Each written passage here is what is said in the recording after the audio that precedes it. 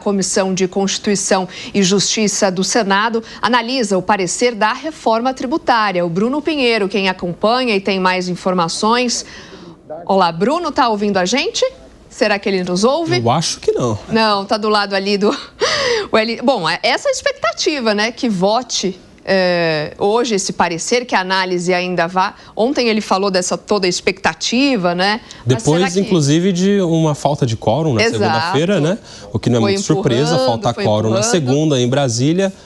Agora parece que o Bruno já nos ouve, hein, Soraya? Vamos ouvir? Vamos ver? Quer dizer... Aí sim, agora sim. Oi, Bruno, boa tarde. Qual que está o clima? Como que está o clima por aí? É de aprovação? Será que hoje? Se o texto pode, de fato, ir para plenário ainda nesta quarta-feira? Oi, Soraya, ótima tarde a você mais uma vez. Converso agora com o senador Wellington Fagundes, que é o líder do Bloco Vanguarda, o bloco de oposição aqui no Senado Federal. E o que aconteceu? E agora, há alguns minutos, a oposição, o Bloco Vanguarda, elaborou uma nota enviada para a Comissão de Constituição e Justiça, que está analisando justamente essa reforma. E eu quero que o senhor explique o que é essa nota, então, senador, que os líderes assinaram, inclusive o senhor, e encaminharam para a Comissão de Constituição e Justiça. Essa nota mostra claro a nossa posição, que não podemos compactuar, não podemos votar, inclusive, essa reforma tributária que está aí, essa regulamentação que foi apresentada, que já foi votada na Câmara dos Deputados. Mas nós não tivemos tempo de conversar com a sociedade, de discutir com a sociedade o que serão os impactos dessa regulamentação. É claro que isso só vai aumentar a carga tributária, não tem nada que simplifica o sistema nosso tributário. Por isso a nossa posição muito clara, contrário, e todos os setores que a gente conseguiu conversar extraoficialmente, porque não foi possível oficialmente fazermos audiência pública, todos são contra essa reforma tributária, essa regulamentação. Então hoje essa reunião, audiência, uma sessão, ou melhor dizendo, que está acontecendo neste momento, a oposição espera que não seja aprovado, ou seja, que não coloque em votação aqui hoje, que espere mais alguns dias. Mas já estamos na reta final, o recesso começa nos próximos dias. Como que fica? O senhor acha que não resolve então esse ano, o que seria? O que não resolve é fazer as coisas na pressão. Tudo que é feito na pressão, sem discutir com a sociedade, será uma lei ruim. Então aqui é importante que nós estamos pedindo prazo. Vamos discutir pelo menos até a semana que vem. E é esse o posicionamento nosso, e eu assino como líder do Bloco Vanguarda, o Flávio Bolsonaro, líder da minoria no Congresso, também Rogério Marinho, líder das oposições, e o Girão também, que compõe como líder do Partido Novo. Então o nosso posicionamento é de buscar, dar tempo para discutir com a sociedade. Mas o que está posto, até o governo já está refluindo, porque o relatório apresentado até agora, que acatou muitas emendas, o governo mesmo não está satisfeito, quer que seja apenas o que foi votado na Câmara. Isso o que é? Transformar o Senado em carimbador daquilo que foi decidido pela Câmara. Reforçando, ao todo foram 642 emendas que foram acatadas. O nosso entrevistado, o senador Wellington Fagundes, continua ouvindo o estúdio. Tiveram uma outra dúvida, uma pergunta ao senador, está ouvindo. Soraya? Senador, quem fala é o Nelson Kobayashi, um prazer falar contigo. A pergunta é, desse texto que está aí para votação, qual é o ponto de maior crítica da oposição? É carne na cesta básica? É armas no imposto seletivo? O senhor poderia destacar, assim, algum exemplo daquilo que insatisfaz a oposição? Olha, nessa situação que está, o IVA nem o relator consegue dizer quanto será. O governo falou inicialmente de 27% da carga tributária do IVA. Pode chegar a mais de 30%, chegando até 35% com as emendas acatadas. Então esse impacto nem o governo sabe nesse momento, porque, como o Bruno mesmo falou, são centenas de emendas que foram acatadas pelo relator geral. Outro aspecto, essa regulamentação, ela vai buscar exatamente o que menos ganha. Olha só, ir lá atingir o BPC, benefício da prestação continuada, que é exatamente para aquelas pessoas idosas que não tinham direito da aposentadoria, para os deficientes físicos, cuja família tem a renda de apenas um salário mínimo. Então, buscando complicar a vida dessas pessoas que sobrevivem de um salário mínimo. Então, isso é cruel. E assim a gente poderia citar muitos outros aspectos. Inclusive, nós vamos ter que conviver com uma situação tributária até o ano de 2032 dupla. Isso vai onerar muito mais, vai dificultar, portanto, traz muito mais burocracia ainda. Essa regulamentação que o governo propõe é de efeito longo e, inclusive, que não traz o que é mais importante nesse momento: combater a inflação, trazer credibilidade internacional. O dólar cada dia está subindo mais. E por quê? Porque ninguém está acreditando que isso aqui vai ter resultado de diminuir a gastança do governo. Então, o nosso posicionamento é que o governo Coba.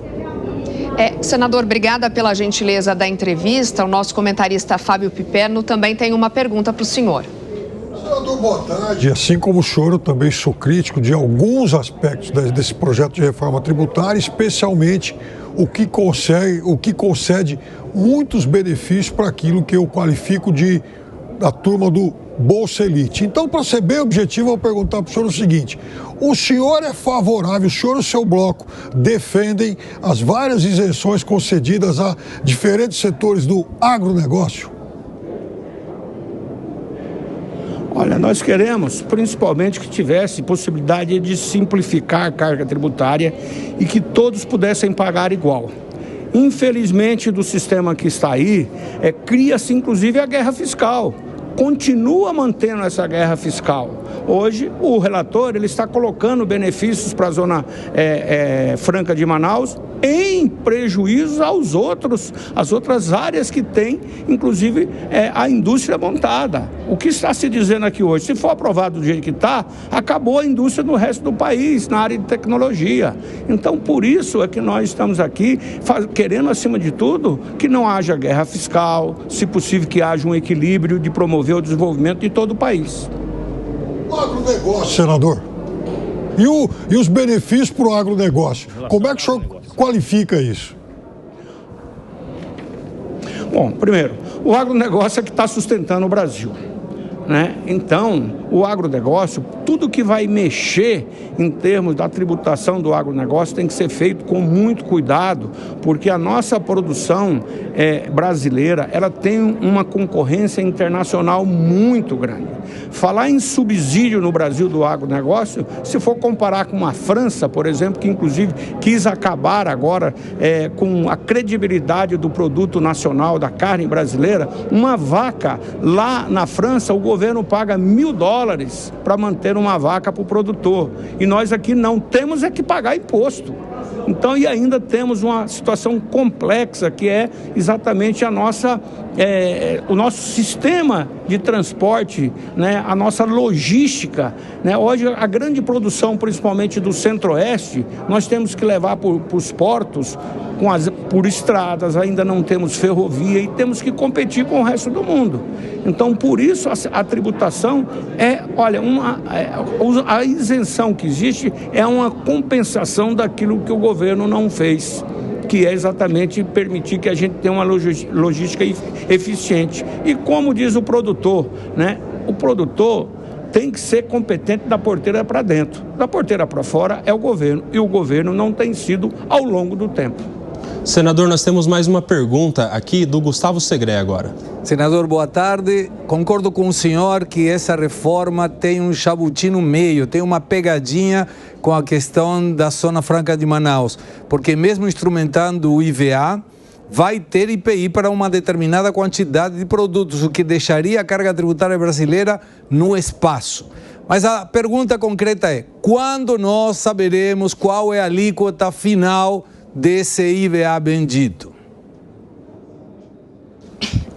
Olha, primeiro, quando votar, né, quando concluir o relatório sendo votado, e aí serão feitos os cálculos, porque eu quero garantir, o governo hoje não tem condições de dizer para a sociedade a carga tributária que o relator apresenta com as suas emendas. Então, eu acredito que não tem economista no mundo que consegue fazer a sua resposta.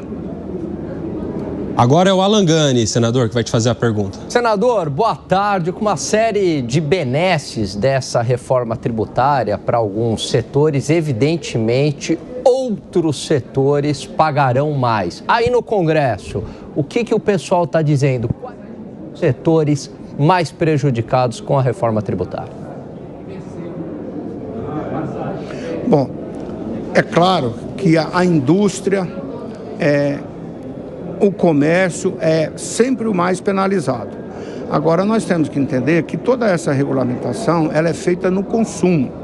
Então, estados como Mato Grosso, todos os estados produtores do Centro-Oeste é o que mais serão penalizados, porque nós somos um grande produtor, exportador, mas temos uma população pequena, com uma carga, com um consumo muito baixo. Então, esses estados serão penalizados. Então, além de regiões que contribuem com o país produzindo, ajudando na balança comercial, setores, claro, que precisam de tecnologia, né? E aí a indústria, sem dúvida nenhuma. Zé Maria Trindade, sua pergunta, por favor. Pois é, senador, desde o início há um trabalho ali da oposição na tentativa de segurar essa regulamentação. Mas, pelo visto, o governo já tem a maioria para aprovar, né? A Câmara está só esperando a chegada do texto modificado. Olha, o que nós temos de notícia... Pode continuar. O que nós temos de notícia agora, recente, inclusive, é que o próprio governo já está pedindo para votar o relatório que veio da Câmara.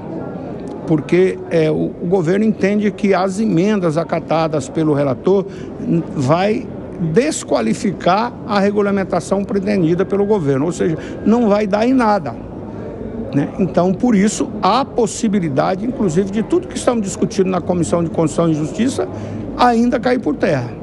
Porque o próprio governo está mandando sinalizações que não pode ser feito dessa forma. Ok, senador, mais uma vez, muito obrigado pela entrevista ao vivo. Vamos acompanhar o resultado e a votação de hoje. Eu só posso dizer aqui que nós da oposição estamos prontos para votar aquilo que for bom para o Brasil e principalmente para gerar emprego e gerar riqueza no país. E vamos ficar aqui sábado, domingo, varando madrugada, não há problema. Agora precisamos discutir com a sociedade. Muito obrigado, senador. Volto com vocês no estúdio. Obrigada mais uma vez, Bruno, e também ao senador que participou aqui conosco.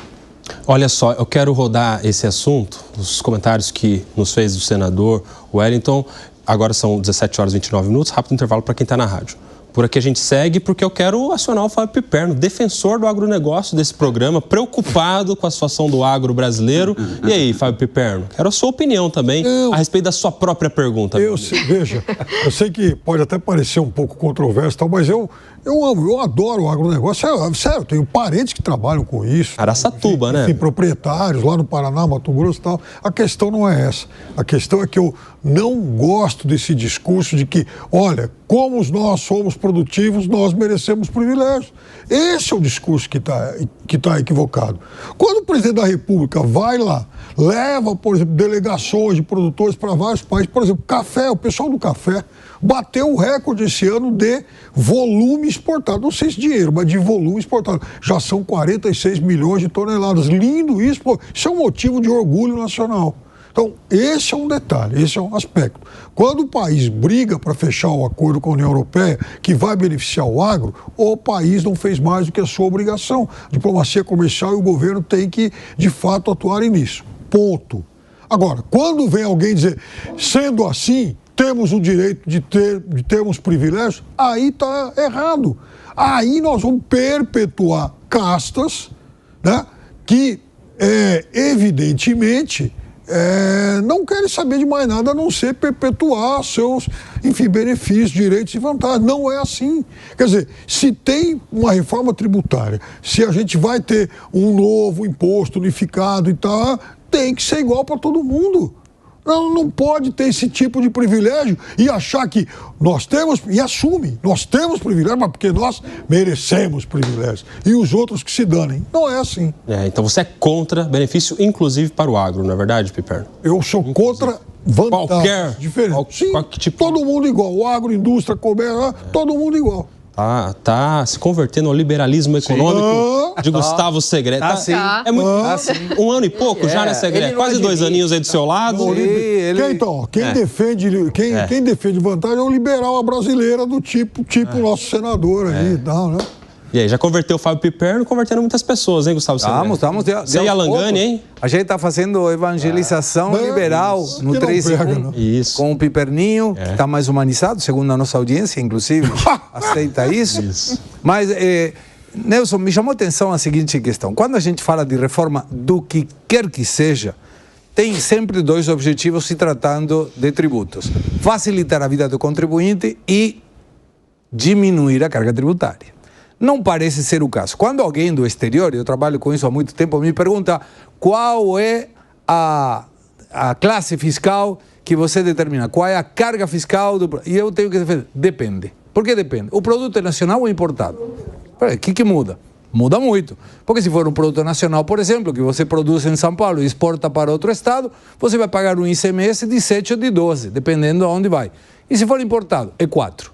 Mas e quando importa? É 18. Tá, peraí. E o imposto de renda? Depende. Depende do quê? Se é lucro real ou lucro presumido. É uma bagunça federalizada. Aí vai ter a reforma tributária. Qual é a expectativa da reforma tributária? Que facilite a vida do contribuinte. E qual é a expectativa em relação à carga tributária? Que diminua. Devemos prestar muita atenção a essa fala que o senador fez em termos da Zona Franca de Manaus. Eu fiquei sabendo outro dia que, por exemplo, o segmento de plásticos, que é o 4º mais importante do país, ele vai ter uma carga tributária, além do IVA, de IPI, quando for em termos de Zona Franca de Manaus. Então, nós podemos ter uma carga tributária gigantesca. Cuidado com essa questão, porque não está sendo divulgado e podemos gerar um problema fiscal muito lá na frente. E aí entra o STF e diz, isso aí é inconstitucional. E volta tudo de novo. Ô Alangani, e uma das grandes missões da reforma tributária era justamente facilitar, simplificar essa complexidade toda que nos trouxe o Gustavo Segré, né? A coisa de ter uma alíquota só e não tantas alíquotas a depender do estado, do nome que você dá ou não para o produto, enfim. E aí, este objetivo não será alcançado com a reforma tributária? Em parte ele foi alcançado, mas a um custo muito alto. E eu não sei... E mais, Alangani, já nos explica. Isso impacta, inclusive, o chamado custo Brasil, não é verdade? Que é o cálculo que se faz do que vai se gastar com contador, advocacia tributária, enfim. Perfeito, exatamente, né? Então, hoje existe um grande custo relacionado à administração tributária, né? Tem uns estudos aí de algumas consultorias que as empresas, elas gastam 3 meses do ano com advogados, com auditores, com contadores na administração tributária. Ela não está focando ali no core business dela, ela está focando em pagar menos imposto, dado o manicômio tributário que é o Brasil. Agora, é uma reforma tributária que, ok, pegam lá 5 impostos, né, e transformam em 2 impostos, mas há um custo muito alto. E eu tenho minhas dúvidas, sérias dúvidas, se essa simplificação ela é benéfica. E aí, por que isso, Koba? Porque vem um aumento da carga tributária. Além do que, é uma reforma tributária com uma série de exceções. Então, essa simplificação, ela é em parte, ela não é total, porque à medida que você tem exceções, você complicou novamente o sistema. E o aumento da carga tributária geral pode penalizar a atividade econômica. E depois... O Piperno sempre gosta de chamar atenção em relação a esse ponto, e eu concordo com ele. Uma vez que você deu o subsídio, você não tira nunca mais. E aí você gerou uma ineficiência alocativa, porque o capital não vai fluir para os setores mais produtivos, Koba. O capital vai fluir para aqueles que estão pagando menos impostos, e isso tem efeitos muito ruins sobre a sociedade, sobre a atividade econômica.